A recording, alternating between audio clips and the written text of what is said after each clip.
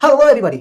आपने देखा होगा कि अगर 100 नंबर का कॉम्पिटिटिव एग्जाम हुआ है और उसमें किसी का 70 नंबर आया है लेकिन उसे जॉब नहीं मिली, नौकरी नहीं मिली।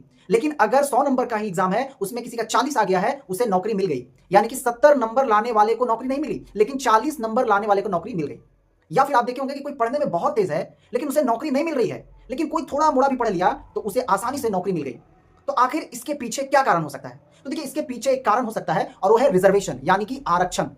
तो आज की वीडियो में हम लोग समझेंगे कि आरक्षण क्या है, आरक्षण जो है कि किन्हें दिया जाता है, आरक्षण किस बेसिस पे दिया जाता है और कितना परसेंट आरक्षण किनको किनको दिया जाता है।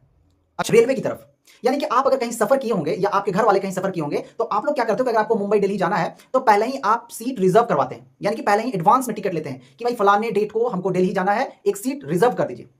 तो क्या होता है कि आपको सीट रिजर्व कर दी जाती है कि फलाने डेट को उस दिन वो सीट नंबर आपके लिए बुक हो गया है, यानी कि वो सीट आपके लिए रिजर्व हो गया है, उस पर जो है कि उस डेट को कोई और नहीं बैठ सकता, यानी कि वो आप ही के लिए बुक हो गया है। तो इसी तरह से क्या होता है, एजुकेशन और जॉब में भी होता है। इसी तरह से जॉब और एजुकेशन इंस्टीट्यूशन में भी होता है कि जब कोई वैकेंसी आती है, कोई जॉब आती है, तो उसमें भी कुछ सीट जो है कि कुछ पर्टिकुलर कास्ट के लिए बुक कर दी जाती है, कुछ सीट जो है कि कुछ पर्टिकुलर लोगों के लिए बुक कर दी जाती है। उसी को कहते हैं हम आरक्षण, उसी को कहते हैं हम रिजर्वेशन। आगे हम लोग समझेंगे कि किन लोगों के लिए कितना सीट बुक कर दिया जाता है, कितना सीट जो है कि रिजर्व किया जाता है, कितना कितना लोगों को रिजर्वेशन मिलता है। तो आई होप कि क्लियर हुआ होगा आपको कि रिजर्वेशन, आरक्षण किसे कहते हैं, यानी कि